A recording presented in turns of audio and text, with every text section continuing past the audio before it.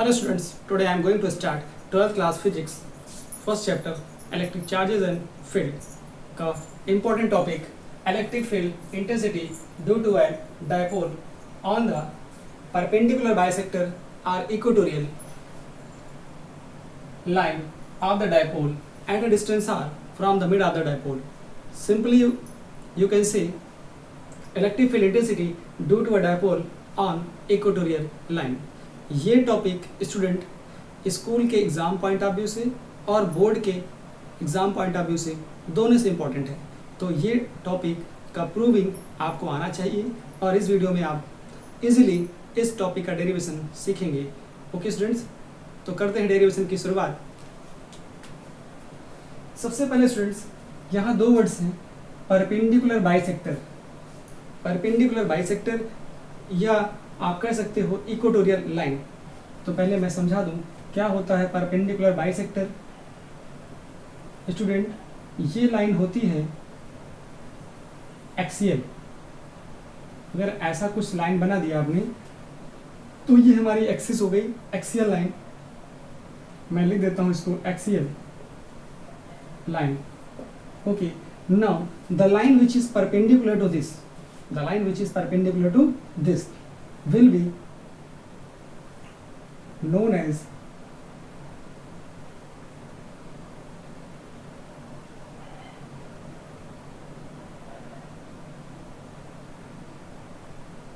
perpendicular bisector. Okay students, this the perpendicular bisector, या कह सकते हो कि यही आपकी क्या है, यही आपकी इक्वेटोरियल लाइन है. तो कैसे बनाना है, सबसे पहले इसमें डाइपोल को सेट कर दीजिए. Let us consider a dipole AB, okay, and this dipole consists plus q charge and minus q charge, and these two charges are separated a small distance 2l. Okay students, this is the mid of the dipole and you have to take point, any point at a distance r from the mid of the dipole. Dipole के mid से लेना है कोई point, तो आपने यहाँ एक point ले लिया, इस पॉइंट को बोला आपने P. Join the point P to A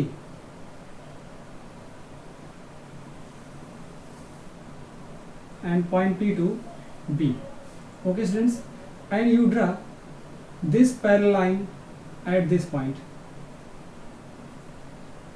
Okay, now you have to calculate what is the field due to plus q charge at this point. Here electric field होगी intensity due to plus q charge, वो होगी कैसे, along this line, means इस line के along इधर कहीं होगी. तो मैंने इसी को आगे ज्वाइन कर दिया. Okay students, suppose this is E plus, plus charge की वजह से E plus, and due to minus Q charge what will be, minus charge की वजह से डायरेक्शन कहाँ होती है, towards the charge, and plus charge की वजह से students away from the charge, जिस पॉइंट पे ले रहे हो उस पॉइंट से अवे. और माइनस पे क्या होगा, टूवर्ड्स द माइनस चार्ज. जैसे ये माइनस चार्ज है तो इस पॉइंट पे इलेक्ट्रिक फील्ड इस पी बी की डायरेक्शन में होगी टूवर्ड द चार्ज, और इस चार्ज की वजह से इस पॉइंट पर इस लाइन के अकॉर्डिंग, इस लाइन की एक्सिस पर ही इस पॉइंट पर इलेक्ट्रिक फील्ड उसी डायरेक्शन में होगी. ये आपको अच्छे से आना चाहिए. Okay students, if it is E plus, then due to the minus q charge it will be E minus. Okay, now suppose it is theta, then what will be this angle, it will be theta. Okay students, if it is theta then it will be theta. Okay, here it is 90. This angle is similar to this angle. Due to the similarity, ये side इस side के equal है और ये point P था r distance पर. Okay, ये side अभी आप देखोगे क्योंकि ये जो लेंथ है वो कितनी है यहाँ से यहाँ तक, वो है स्टूडेंट पॉइंट O है, और ये लेंथ है L. यहाँ भी देखोगे तो ये भी L, ये L है, ये R है, ये L, ये R, L, ये कॉमन साइड है. इसका मतलब ये साइड भी सेम होगी अगर ये साइड सेम हो गए स्टूडेंट्स, इसका मतलब ये एंगल भी इस एंगल के इक्वल ही होगा. This is the similarity. Now if this angle is theta, if this angle is this line makes with this theta, then this line also make angle theta. Now whole angle between E plus and E minus will be 2 theta. Okay students, firstly you make proper diagram, proper figure. Okay, without proper figure this proof is incomplete. Now we complete the parallelogram.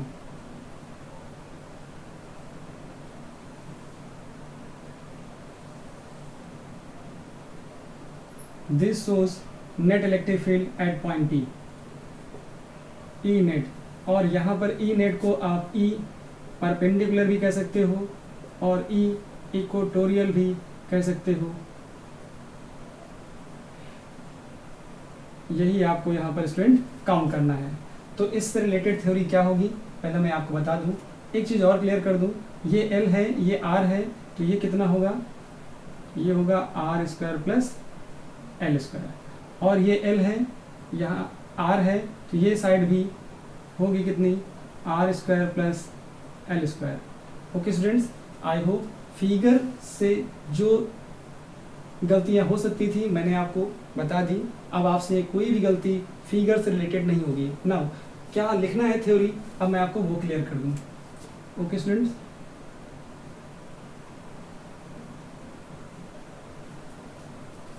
Now let and firstly you consider electric dipole. Let and electric dipole AB which is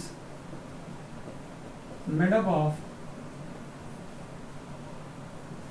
two charges plus q and minus q having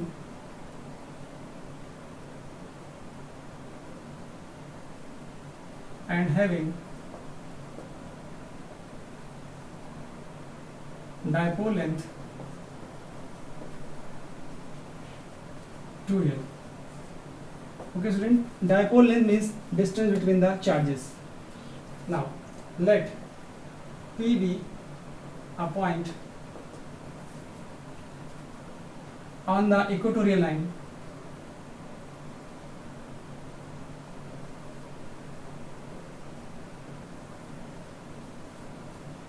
on the dipole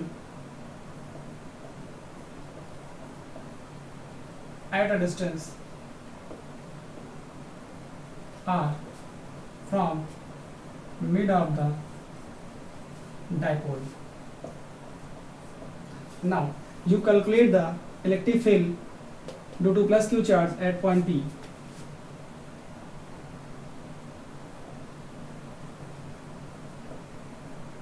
Electric field, firstly you write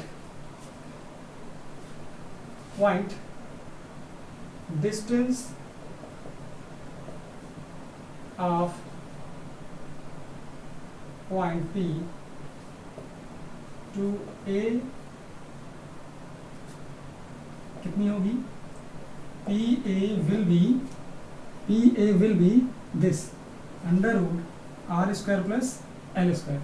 अगर आपको लगता है तो आप triangle ले लीजिए. इस triangle में देखोगे इसका स्क्वायर क्या होगा, इसका स्क्वायर प्लस इसका स्क्वायर, तो आपको ये मिल जाएगा. Same as distance of point P to B, आपको मिलेगा PB equal to under root R square plus L square. Students दोनों सेम आ रहे हैं, that is we can write PA equal to PB equal to under root R square plus L square. Okay students, यहाँ तक I hope आपको clear हो गया होगा. Now we take electric field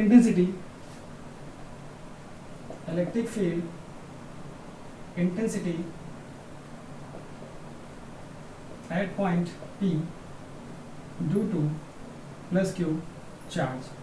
वो कितना होगा देखोगे आप, E प्लस की वजह से E plus and it will be equal to k times of q upon distance from here to here, ये होगी, इसका स्क्वायर करोगे तो under root R square plus L square whole square, it will be equal to k times q upon R square plus L square, and it is directed from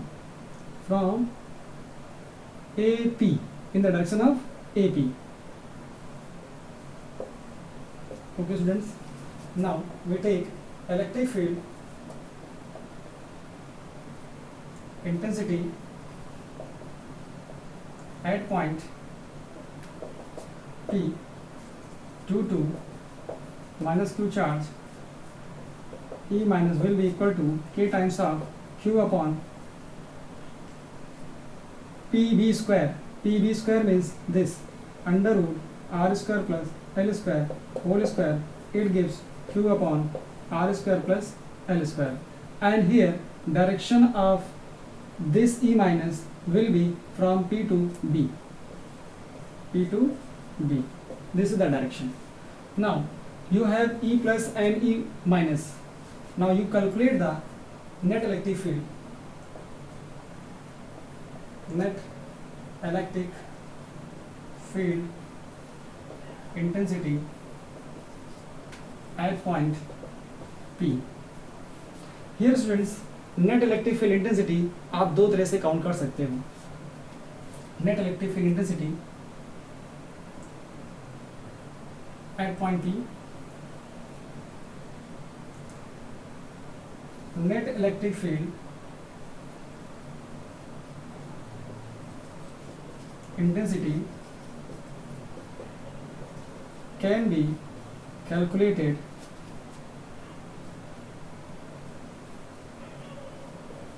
by two ways.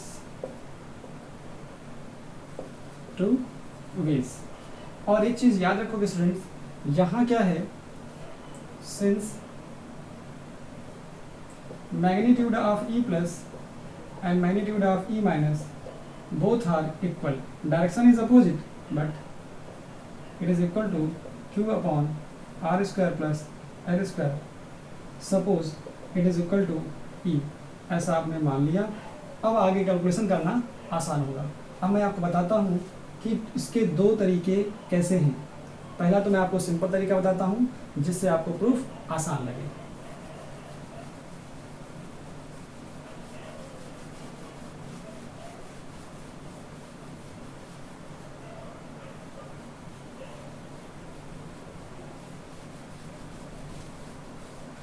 Okay student, this is the first way and this is the second way. Okay, taking first way is by using law of parallelogram.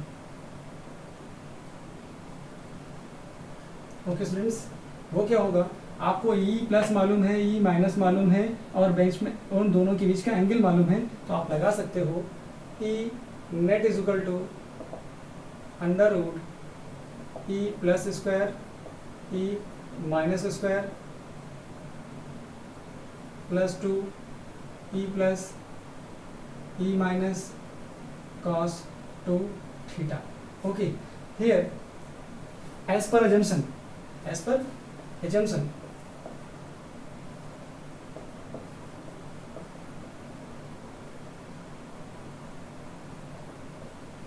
Assumption हमारा क्या है कि ये E plus और E minus magnitude wise same है, तो इसका मतलब मैं उसकी जगह क्या लिख सकता हूँ E, तो we can write here under root E square plus 2 E square into cos 2 theta.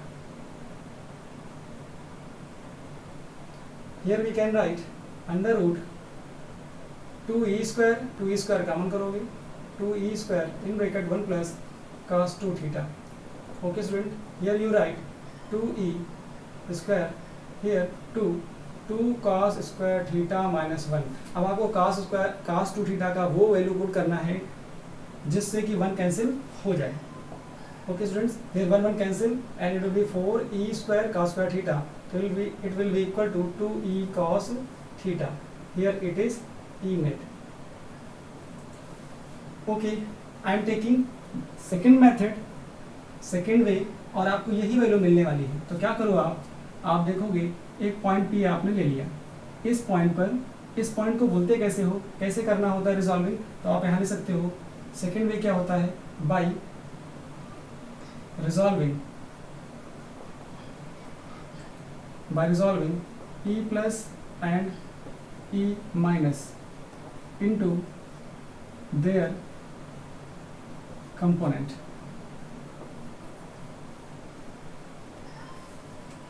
जो टफेस्ट क्वेश्चन होते हैं स्टूडेंट उनको हम इजी करते हैं कंपोनेंट में ब्रेक करके, क्योंकि जो जिनका हाई ऑर्डर होगा, जो थोड़ा जिनका लेवल होगा क्वेश्चन में, उन क्वेश्चन को हम सिंपल वे से नहीं कर सकते, वहाँ पे हमको कंपोनेंट की हेल्प लेनी पड़ेगी. तो आपको वेक्टर नहीं आता, नो प्रॉब्लम, ये टॉपिक आपको मैं आसानी से बताऊंगा और रिजॉल्व करना भी सिखा दूंगा.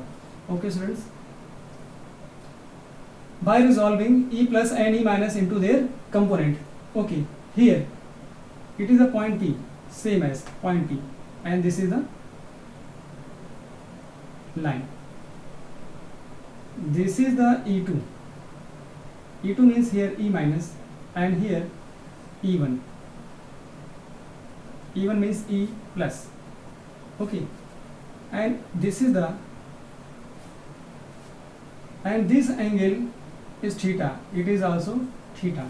Now you resolve E minus into two components, horizontal and vertical.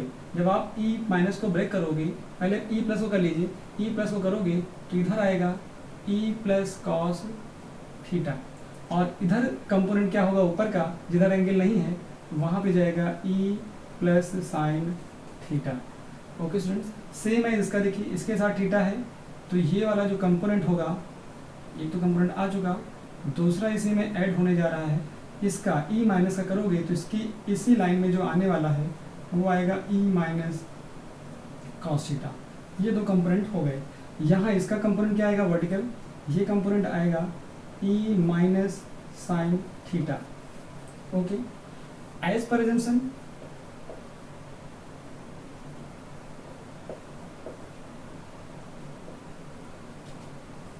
हमारा जो एजम्पशन है वो क्या था, E plus and E minus, जो मैग्नीट्यूड वाइज हैं वो क्या है, वो E है, ऐसा लेट किया था.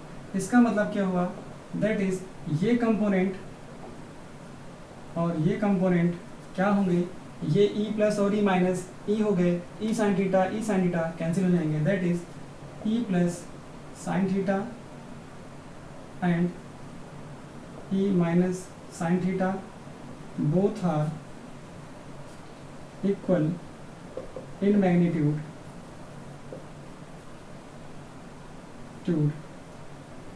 but opposite in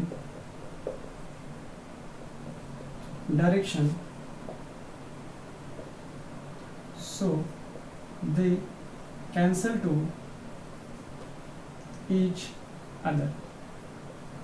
Okay students, while component E plus cos theta and E minus cos theta are act in a same line,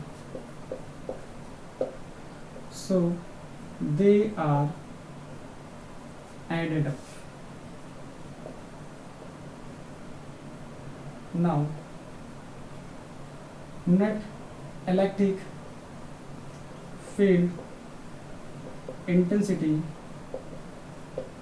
at point P, E net will be E plus cos theta, E minus cos theta. As per assumption E plus और E minus दोनों कैसे हैं, दोनों ही E हैं. इसका मतलब यहाँ E आएगा, यहाँ E आएगा, तो it will be equal to 2E cos theta. अब आप देख रहे होंगे तो ई नेट जो दोनों कंडीशन से आ गया वो आया 2e cos theta. Okay students, ये बात है। इसके बाद चाहे ये केस अप्लाई करिए चाहे ये केस अप्लाई करिए, दोनों में रिजल्ट सेम आएगा। मैं एक केस लेके आपको बता दे रहा हूँ।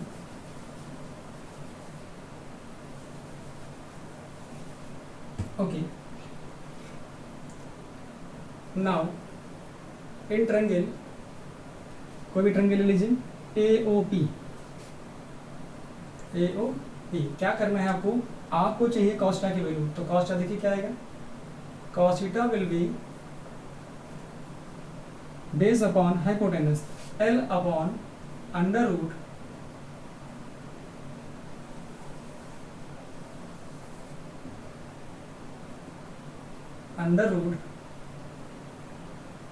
R square plus L square. मिल गया।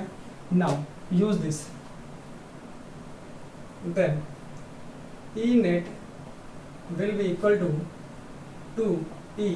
E means value of E is well known because E is equal to E plus and E plus is equal to K times of Q upon R square plus L square student. Now here you put this L cos theta L upon under root R square plus L square. You get E net is equal to here 2QL K 2QL upon इसकी power 1 है, इसकी power 1/2 होगी, तो ये आ जाएगा R square plus L square power 3/2। Student, here we know that P is equal to 2QL। आप ये पुट कर दीजिए यहाँ पे, तो आपको मिलेगा E net will be equal to K times of P upon R square plus L square power 3/2। इसको आप स्टार बना लो, क्योंकि इससे भी न्यूमेरिकल लगते हैं स्टूडेंट्स। मैंने बोला है, मैं आपको क्लियर करता हूँ, पहले जनरल फॉर्मूला बता दूँ। इन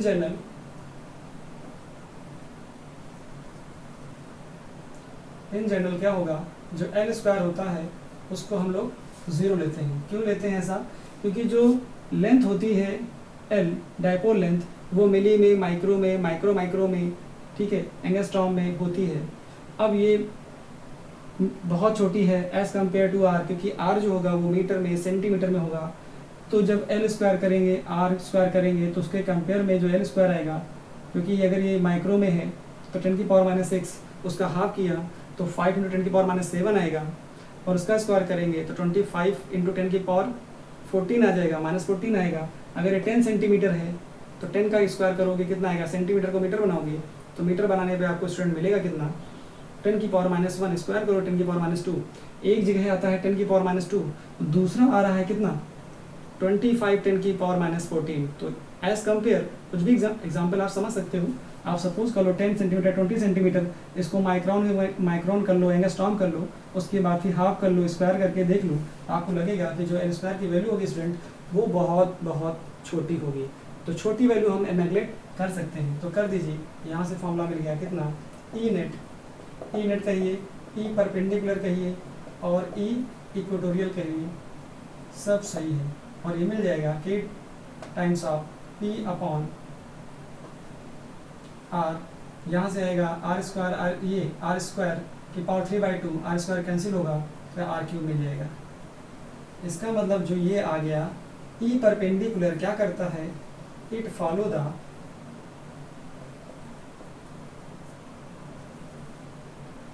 E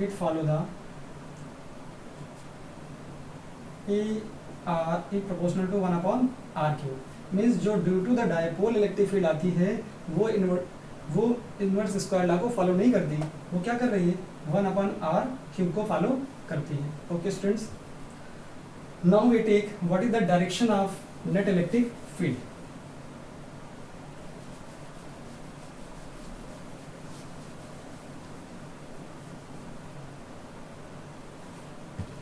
Direction, and you can also for air or vacuum,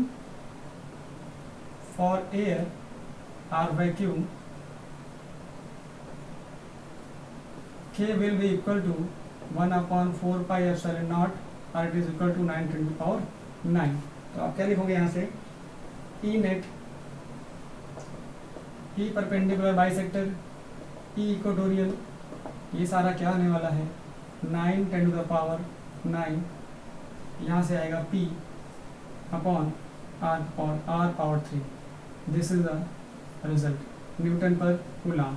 student इस फॉर्मूले को और इस फॉर्मूले को मैंने बोला था कि कब यूज़ करना है, ये कब यूज़ करना है, अगर डायपोल लेंथ वेरी शॉर्ट है, बहुत शॉर्ट है, ठीक है, अगर ये मिली में, माइक्रो में, माइक्रो में है तो आप यही फॉर्मूला यूज़ करिए। अगर आपसे कह देता है कि जो डायपोल है वो क्या है, मीटर में है, ठीक है, सेंटीमीटर में है, तब फिर आप यही फॉर्मूला यूज़ करोगे, नहीं तो आंसर स्टूडेंट गलत हो जाएगा। Okay, now come to the direction. Direction is very important in this figure. Here it is E net. Okay. Now direction of E net क्या होगी यहाँ से, आप देख रहे हो जो E net है पैरेलल टू है डायपोल मोमेंट। डायपोल मोमेंट क्या होता है, from -q to +q charge. Okay, means E net is anti parallel to, here angle between E net and dipole moment is 180 degree. That is E net and P vector dipole moment both are anti-parallel. Okay students, this is the answer. Both are anti-parallel. आपसे कोई पूछेगा तो क्या होगा, अगर बात कर रहे हो इक्वेटोरियल की तो जो नेट इलेक्ट्रिक फील्ड इंटेंसिटी होगी वो क्या है, डायपोल के एंटी पैरेलल है, डायपोल के एंटी पैरेलल है। आपको मालूम नहीं होगा, मालूम नहीं है तो फिर आपको वीडियो 11th क्लास का वेक्टर एनालिसिस देखना होगा, क्योंकि मैंने वहाँ बताया है प्रॉपर्टी होती है शिफ्टिंग की।